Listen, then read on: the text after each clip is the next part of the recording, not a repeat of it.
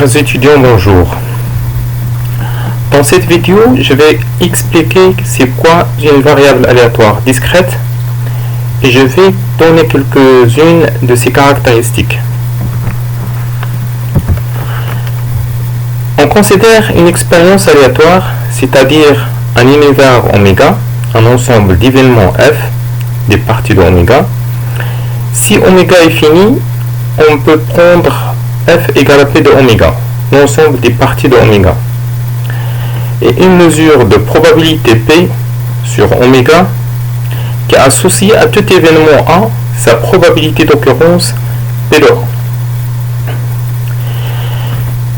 Par exemple, dans un jeu de hasard, le plus intéressant ce n'est pas la réalisation d'un événement quelconque, mais ce qui apporte sa réalisation en termes de gain, c'est-à-dire la conséquence de sa réalisation. On définit ainsi une application x de oméga vers r qu'on appelle variable aléatoire. C'est une quantité dont la valeur dépend du résultat de l'expérience aléatoire. Comme exemple, on peut considérer le lancer d'une pièce de monnaie, telle que pile me reporte 1000 dirhams et face me reporte 0 dirhams. Ainsi, la variable aléatoire est définie par x de p égale à 1000 et x de f égale à 0.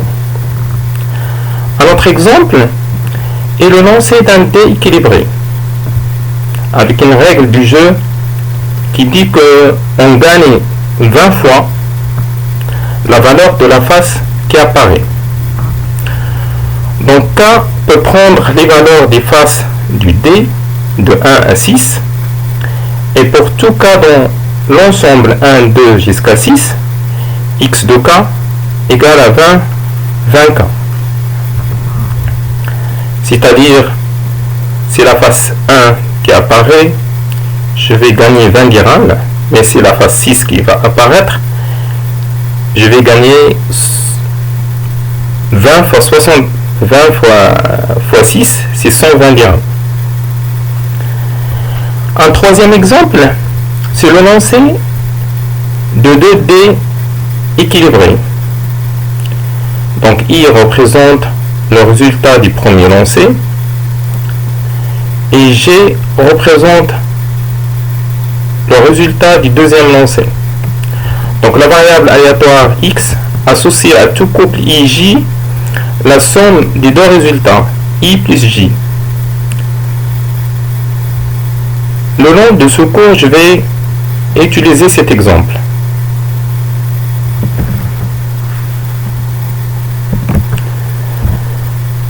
Une variable aléatoire est dite discrète si l'ensemble des valeurs qu'elle peut prendre est fini ou infini dénombrable, c'est-à-dire en bijection avec n ou une partie de n. On définit alors la loi de x par p de x qui est égal à l'ensemble, c'est la probabilité de l'ensemble des x qui est égal à x. C'est un habit d'écriture, mais qui est égal à p de l'ensemble des oméga qui appartiennent à grand oméga, tel que x de oméga est égal à petit x. Ainsi, p est une application de e dans 0,1 qu'on appelle, dans le cas discret, comme notre situation, fonction de masse de x. D'habitude, il s'appelle la loi de x ou la distribution de x, mais si x est une variable aléatoire discrète, on précise que c'est une fonction de masse. Donc revenons au premier exemple et déterminons les fonctions de masse de ces variables aléatoires. Donc dans le cas du lancer d'une pièce de monnaie équilibrée, tel que pile reporte 1000 dirhams et face ne reporte rien, la fonction de masse de cette variable aléatoire est définie par P P de 1000, c'est la probabilité de x est égale à 1000, c'est P de pile. Et la probabilité de pile est égale à 1 demi. Donc P de 1000 est égal à 1 demi. Et de la même façon, P de 0, c'est la probabilité de grand X est égale à 0, qui est égale à la probabilité de face. Parce que si face apparaît, je ne vais rien gagner. Et la probabilité de face, puisque la pièce est équilibrée, elle est égale à 1 demi. Maintenant, considérons le lancer des 2t équilibrés. Et que x de oméga est égal à la somme des deux résultats. On a oméga égale l'ensemble des ij tel que i appartient à 1, 2 jusqu'à 6 et j appartient à 1, 2 jusqu'à 6. I le résultat du premier d et j le résultat du deuxième d. Donc oméga c'est l'ensemble 1, 1, 1, 2, 1, 3, 1, 4, 1, 5, 1, 6, 2, 1, 2, 2, 2, 6, 2, 3, 2, 4, 2, 5, 2, 6, ainsi de suite jusqu'à 6, 6. Donc l'ensemble des valeurs possibles de x, puisque je choisis la somme des deux résultats, donc le lot E est égal à x de oméga, est égal à 2, 3 jusqu'à 12. On obtient 2 pour 1, 1. On obtient 3 pour 1, 2 ou 2, 1. Et on obtient 12 pour 6, 6. Alors la fonction de masse de x associe à chaque valeur de E sa probabilité d'occurrence. On trouve que P de 2 c'est 1 sur 36 parce que le cardinal de oméga c'est 36 et on a les d sont équilibrés, donc on est dans le cadre équiprobable. Donc pour avoir 2, il faut que le résultat du premier d c'est 1 et le résultat du deuxième d c'est 1. Donc on a un seul événement qui donne 2, donc sa probabilité c'est 1 sur 36. P de 3 c'est 2 sur 36, ainsi de suite. P de 12 c'est 1 sur 36. Dans la suite je vous explique comment trouver ces résultats.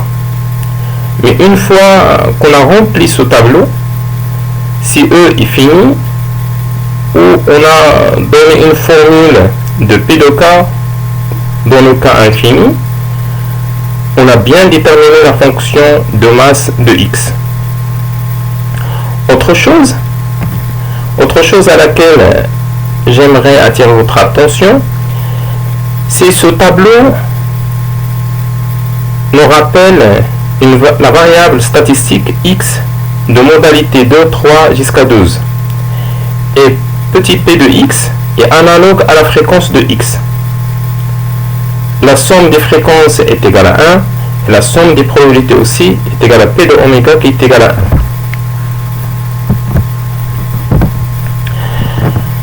Concentrons-nous maintenant sur le calcul de la fonction de masse.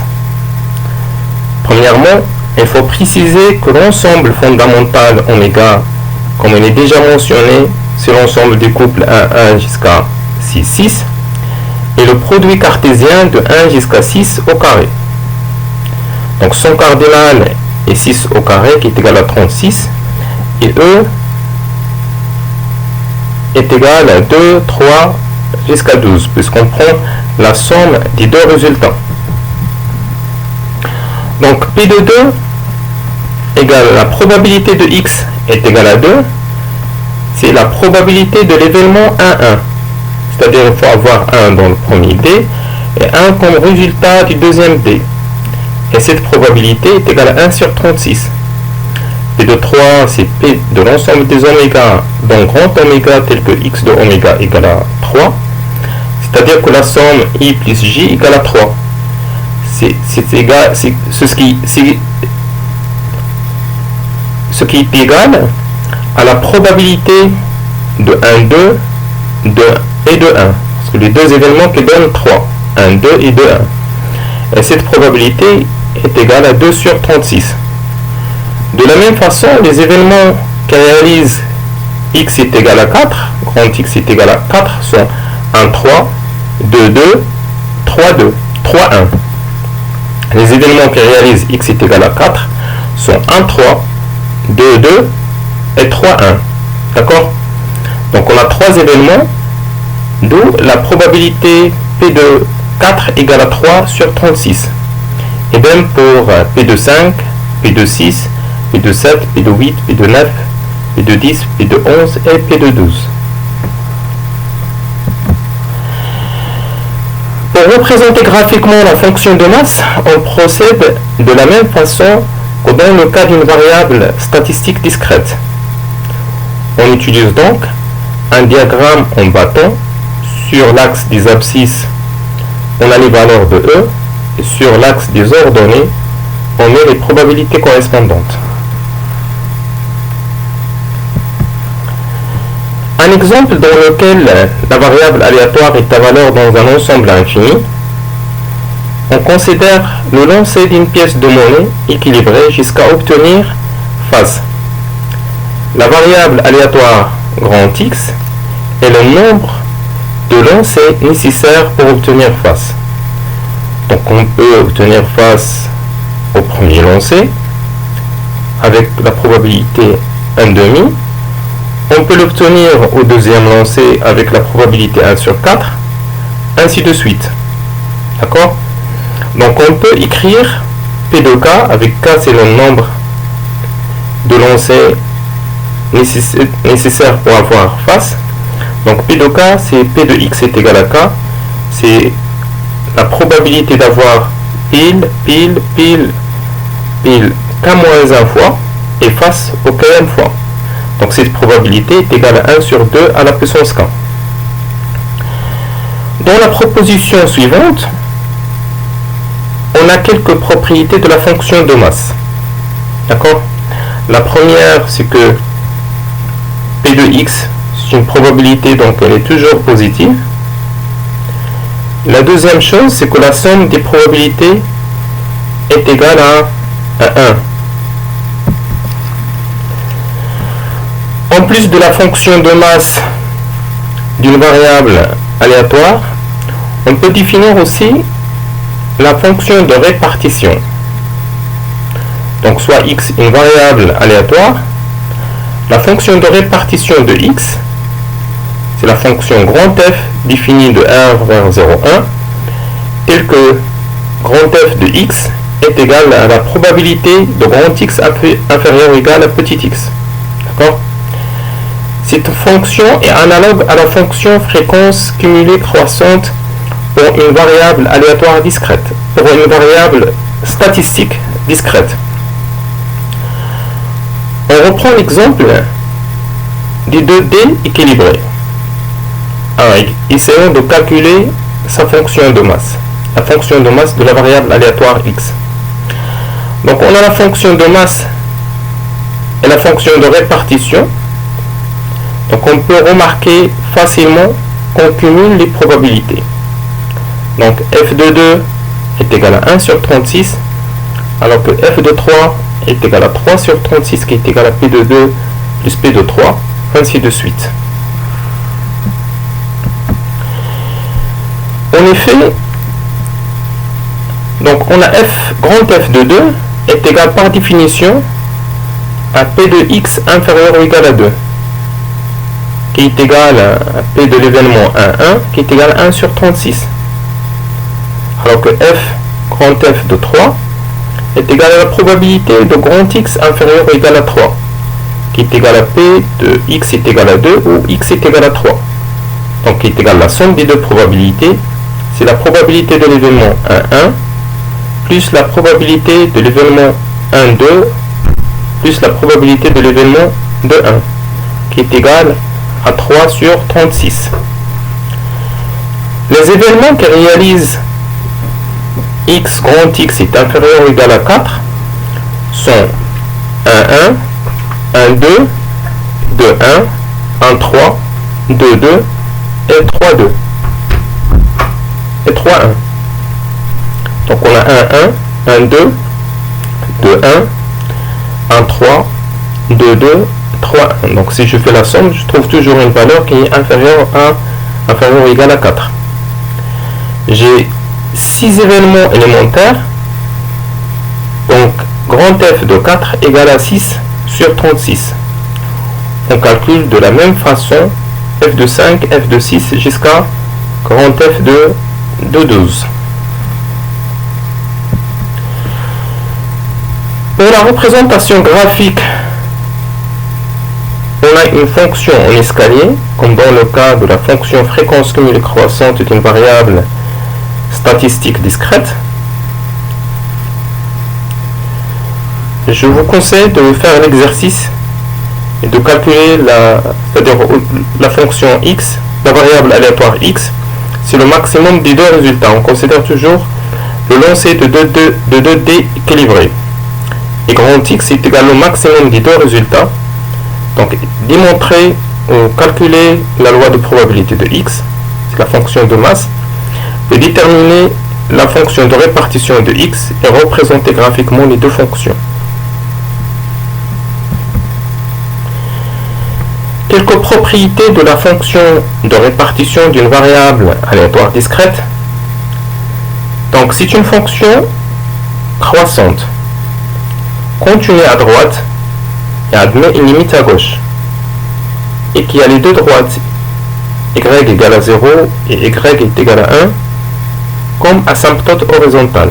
Donc on a la limite quand x tend vers plus l'infini de f de x est égal à 1, et la limite quand x tend vers moins l'infini de grand f de x est égal à 0. Comme relation entre la fonction de masse et la fonction de répartition d'une variable aléatoire x, on peut écrire que grand f de x est égal à la somme du u inférieur ou égal à x de p de x, puisqu'on cumule les probabilités.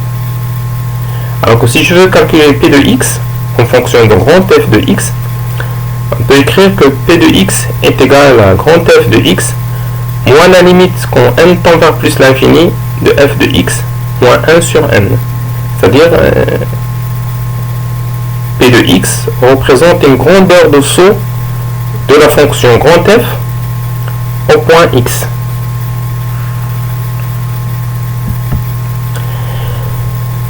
Maintenant, on étudie la transformation d'une variable aléatoire avec une fonction. On commence par étudier l'exemple, d'accord, introductif. X représente la somme des deux résultats d'un D équilibré, de deux D équilibrés, et on considère grand Y égale à G de grand X, qui est égal à X moins 7 au carré sur 5.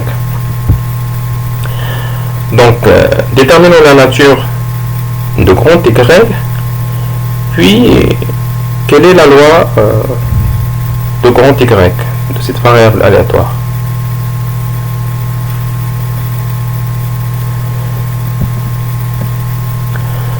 On détermine les valeurs, premièrement, les valeurs de Y, d'accord, en fonction de celle de X.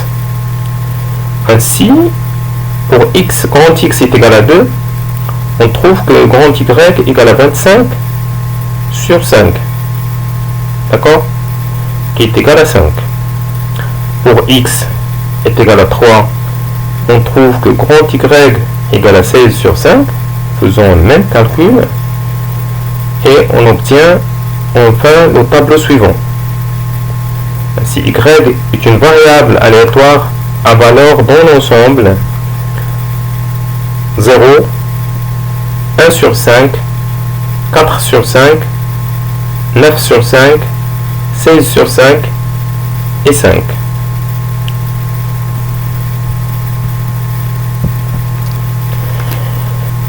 Concernant la fonction de masse de Y,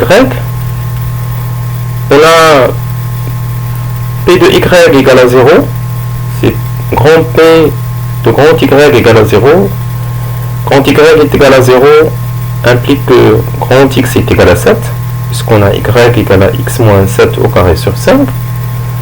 Donc la probabilité de X est égale à 5, d'après la fonction de masse de X est égale à 1 sur 6. Donc P de de 0 égale à 1 sur 6. P de 1 sur 5, c'est de la même façon, c'est égal à la probabilité de y égale à 1 sur 5. Ce qui nous donne est égal à la probabilité de grand X est égal à 6 ou grand X est égal à 8, qui est égal à la probabilité de X est égal à 6 plus la probabilité de X est égal à 8. D'après la fonction de masse de X, on trouve que cette somme elle vaut 8 sur 36. La même chose pour P de 4 sur 5, P de 9 sur 5, P de 16 sur 5 et P de 5. Et on obtient le tableau suivant.